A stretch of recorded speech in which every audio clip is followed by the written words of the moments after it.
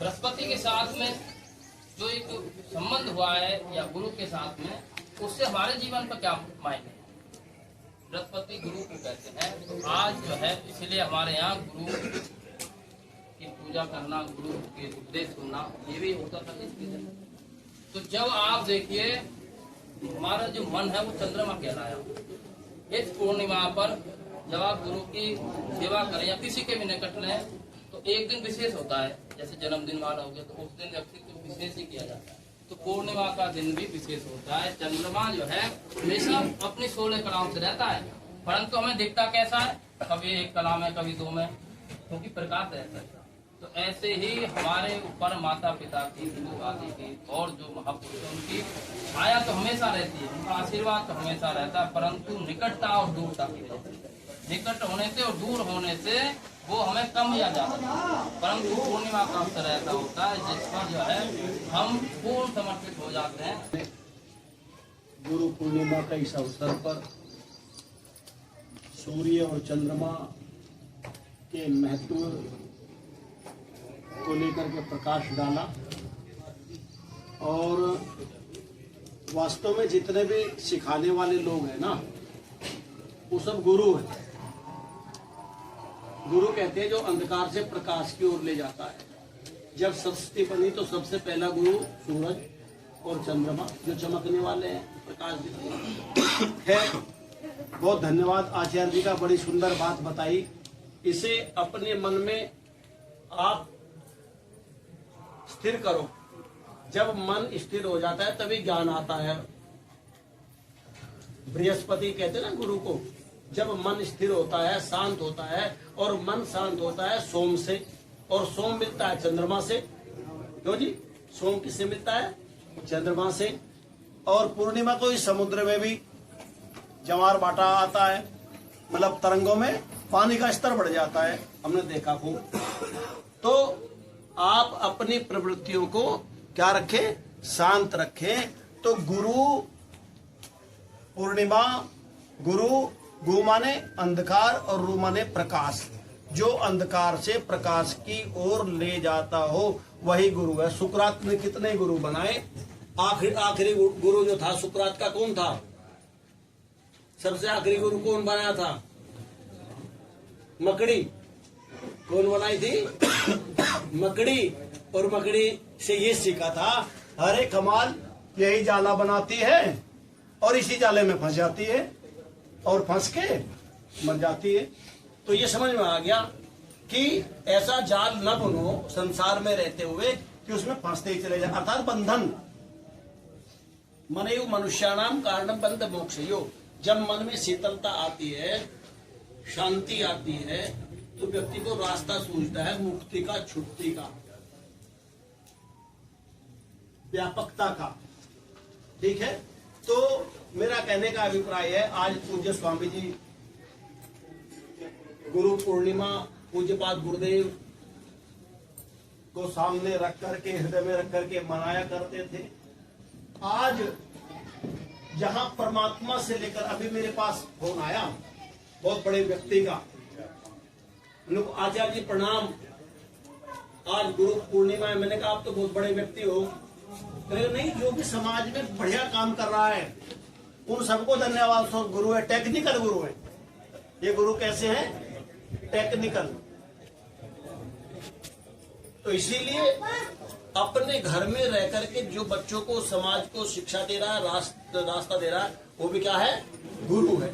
तो गुरु पूर्णिमा के अवसर पर यही हम संकेत लेकर के जाएंगे कि पूज्य स्वामी जी ने जो ये कर्म प्रारंभ किया है, उनके जो उपदेश थे उसे हम हृदयंगम करेंगे, तो उनके लिए श्रद्धांजलि भी होगी और हमारे जीवन का निर्माण भी हो जाएगा।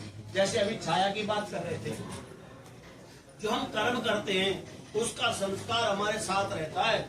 ये मैं तो मेरा टेक्निकल बात बता रहा हूँ। आप परेशान हो गए और आप परेशान होकर के किसी ओझा पंडित या उसके पास चले गए, किसी के भी, महाराज ये हमारा दूर कर दो। तो उसने कहा ठीक है, आप ये उपाय कर लो और ये दूर हो जाएगा। ठीक है? और उसे लगा भी कि वो दूर हो गया, लेकिन वो तो फिर उठ खड़ा होता है, फिर उसके पास गए, बोले अब उसकी छाया होगी। तो होता क्या है? देखो टेक्निक समझो तुम। क्योंकि वहां तुम्हें संबल बिना था, वहां तुम्हें शांति मिली थी उसके शब्द से, क्योंकि आप उसके शब्द के साथ में जुड़े हुए थे, उसके समर्पण के साथ में जुड़े हुए थे, और आप इतने जुड़ गए कि आपको जो विचार या जो वस्तु या जो शोक या जो रोग आपको प्रभावित कर रहा था, आप कहीं न कहीं मनोवैज्ञानिक तरीके से तैयार थे और वो आपको पीड़ित नहीं कर रहा था उस समय। अब देखिए, जब आप चलते हैं प्रातः काल तो आपके ऊपर छाया पड़ती है, किसकी? सूरज का प्रकाश पड़ता है। जब सूरज का प्रकाश पड़ता है तो आप आगे चलते हैं तो शरीर से एक क्या निकलती है, जिसे कहते हैं छावड़ी, है ना? किसी में ताकत है तो छावड़ी तुमसे अलग कर दे। अच्छा, छावड़ी तुम चल रही और सारा काम इकट्ठा होकर लाठी मारो उस पर, छावड़ी को, देखो छावड़ी को हटाएगा, हट जाएगी। किसी पंडित जी से पूछ लो, हट जाएगी। अच्छा, वो 12 बजे सूर्य आपके सिर पर होगा तो छावड़ी हटेगी। पहले पंडित जी ने बताया था 12 बजे सूरज सिर पे है, छावड़ी ना आगे ना पीछे, तुम्हारे अंदर चली गई। लेकिन जैसे 2 बजे या 3 बजे जो छावड़ी आगे थी वो पीछे दिखाई देने लगी। बस वो शब्द जो पंडित जी ने किसी ने भी तुम्हें बताया था वो केवल घंटे 2 घंटे या 3 घंटे के लिए है, लेकिन जो तुम्हारा हमारा किया हुआ संस्कार है उसको भोग को कोई मिटाने वाला नहीं है। वो ज्ञान तो जिस आदमी का सर झुके भगवान के आगे सारी दुनिया झुकती है उस इंसान। आज समझना चाहिए अगर जीवन में कभी कोई कष्ट आ जाए कि मेरे किए हुए कर्मों का फल है प्रभु, मुझे ये सामर्थ्य दे गुरु पूर्णिमा के अवसर पर कि मैं आगे ऐसा न करूं, और ये मेरा है भगवान मुझे खूब दे, लेकिन इसे सहन करने का सामर्थ्य व ताकत दे दे। बस ये बात कर लो, ये न कहो भगवान मेरे दुख काट दे, जिम्मा करे मैं काट लूंगा। प्रभु अगर तुम काट देंगे अपना काम दूसरे से करवाओगे तो निकम्मा कौन है? अपना काम हम दूसरे से करवाए तो कमजोर हुए नहीं हम। मेरे पे कुछ आता नहीं, मुझे बोला भाई मोबाइल पर नंबर भेज दिए है ना, यू व्हाट्सअप कर दे जरा छोटा छोटा सा, मेरे पास आता नहीं, कितने दिन तो करा यू, फिर ऐसा पीछे पीछे तू जानता ही 3 दिन तो करा, तो दूसरे पे कराने वाला तो गड़बड़ है, और जो खुद करता है। तो इसीलिए हम परमपिता परमात्मा से प्रार्थना करें, मैंने जो कर्म किए हैं उनका दुख के रूप में जो मुझे फल मिल रहा है प्रभु वो मुझे स्वीकार है, मैं आगे न करूं, क्यों? और तू मुझे ये सामर्थ्य दे दे इसको सहन करने का।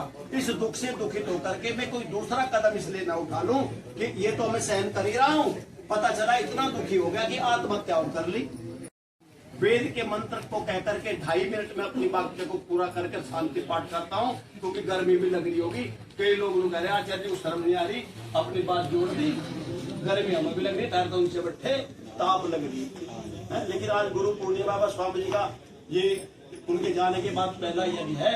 आप कहो हे अपने मन में सोचो, हे गुरु हे परमात्मा आप मुझसे सैन पिते वसु नवे अग्नि, एक वेद का मंत्र कहता है सैन हमारे लिए, अग्नि कहते हैं परमपिता परमात्मा को। हे परमपिता परमात्मा तुम जो है पिता की तरह मेरे लिए सुगम हो जाओ। अच्छा, अपने बच्चे के लिए सबसे सुगम कौन है? सुगम समझते हो? सरल, अपने बच्चे के लिए करने के लिए। अगर उस पिता का बोध भी नहीं है ना, और उसे लगे कि आवश्यकता है तेरे बच्चे को किसी चीज की पढ़ाई लिखाई में, तो वो जान की बाजी है, जमीन घर गिरवी रखने हो, वो उसके लिए वो भी करता है। कोई और तो कुछ काम से कंटे करता है, लेकिन पूरा जो पिता बच्चे के लिए सुगम हो सकता है, कहते परम पिता परमात्मा आप मेरे लिए पिता की तरह सुगम हो जाओ। और सुगम ही नहीं, अंत में फिर कहा कि मुझसे घुल मिल जाओ। हे परमपिता परमात्मा तुम मुझसे घुल मिल जाओ। जैसे 18 साल के बाद में बेटा और पिता दोनों आपस में घुल मिल जाते, तुम मुझसे घुल मिल जाओ। भगवान कहता है क्यों भाई, क्यों घुल मिल जाऊं? बच्चा कहता है कि सजस्वा न स्वस्थ है, बोले मेरे मंगल के लिए, मेरे कल्याण के लिए, मेरी वृद्धि के लिए आप घुल मिल जाओ, क्योंकि आप सर्वव्यापक है, आप शक्तिशाली हैं। यदि मैं तेरी गोद में बैठ गया, घुल मिल गया, तो संसार की कोई ताकत ये नहीं है कि मेरी तरफ आंख उठाकर देख सके। तुम्हें पता, अभी आपसे कुछ साल, देवेंद्र जी मैं उदाहरण दे रहा हूँ, कुछ साल पहले एक षड्यंत्र के तहत मेरे खिलाफ थाने में रिपोर्ट कर दी लोगों ने। मैं दिल्ली जज कर रहा था, अभी 6-7 साल की बात होगी भाई। तो आप ये साखे भगवान की इतनी बड़ी कृपा, मुझे पता तब लगा जब जज की पूर्णाहुति और शांति पाठ होकर भोजन कर रहे थे। मन के अंदर बिल्कुल भी डर पैदा नहीं हुआ, जो बिल्कुल भी पैदा नहीं हुआ। और आपको एक बात बता देना चाहता हूँ, इतनी असीम कृपा थी, वो लोग सुबह के 7-8 बजे से लेकर 5 बजे तक थाने में तांडव किया, लेकिन जो मेरे खिलाफ लोग थे वो भी मेरे पक्ष में थाने में थे। उस दिन जो मेरे खिलाफ थे वो कहते ऐसा हो ही नहीं सकता, कुछ भी हो जाओ लेकिन ऐसा नहीं हो सकता, ये थोड़ी बड़ी बात नहीं। ये जो प्रेरणा करने वाला है, इस समाज से कुछ काम नहीं चलता। जब समाज की व्यक्ति की बुद्धि परमात्मा परिवर्तित करता है तो वो सब उसके पक्ष में खड़े हो जा। हम सारी दुनिया को राज्य करने के लिए पता नहीं क्या क्या काम करें, अरबों का पड़ा है, सारे भाग जाए। क्यों जी? एक काम नहीं आता। हम नेता के पीछे इसलिए लगे हमारा काम पड़ जाएगा थी, इसीलिए लगे। बताओ ईमानदारी तो है? किसी अधिकारी को घी पूछाओगे, नहीं तो पूछावे कभी काम आ जा। घी पूछाने लगे, शक्कर पूछा रहे को राज्य करने के लिए, पता लगा मौके पर नाट गया। लेकिन जिस दिन वो राज्य हो जाएगा परमपिता परमात्मा, उस दिन जिसके सामने तुम जाकर बैठोगे, तुम्हारे अंदर से निकलने वाला परमाणुवाद वो है, वो तुम्हारा काम करेगा। हालांकि किसी का अपमान मत करो, लेकिन यदि आप प्रसन्न करना चाहते हो तो राजाओं के राजा जो परमपिता परमात्मा है उसके सामने ये प्रार्थना करो कि तू मुझसे घुल मिल जा। और जब घुल मिल जाता है तो फिर कोई गुंजाइश बाकी नहीं रहती। गुंजाइश तो तब बाकी है कि मैं कभी हनुमान की बात कर रहा, कभी देवी की बात कर रहा, कभी वैष्णवी की कर दी, भगवान पीछे छोड़ दिया, मैं ही संतुष्ट नहीं। भाई जिसकी एक ही बात करोगे तो दूसरा तो नाराज होगा ही, बताओ होगा नहीं होगा? तो भगवान को नाराज करने की काम न करो भाई, एक कोई पकड़ लो, उसी में सब गुण कर्म स्वभाव है। तो मेरा कहने का अभिप्राय है, परमपिता परमात्मा से ये प्रार्थना किया करें, हे परमपिता परमात्मा मेरे मंगल के लिए, मेरे कल्याण के लिए, मेरी स्वस्थि के लिए आप मेरे अंदर घुल मिल जाओ। किसकी तरह? मेरे पिता की तरह। तो इन्हीं शब्दों के साथ मैं आदरणीय महात्मा श्री मनोज जी रघुवंशी और हमारे दोनों यजमान, इनके लिए बहुत धन्यवाद करता हूँ। ये छोटी बहन हमारी सुमन और विनय जी और ये पूरा परिवार, आदरणीय मलिक जी बैठे हैं। तो मैं सबके लिए, इतनी गर्मी में आप निष्ठा के साथ बैठे हैं, तो हम सब मिल करके पूज्य स्वामी जी को आज मन के अंदर श्रद्धांजलि दें।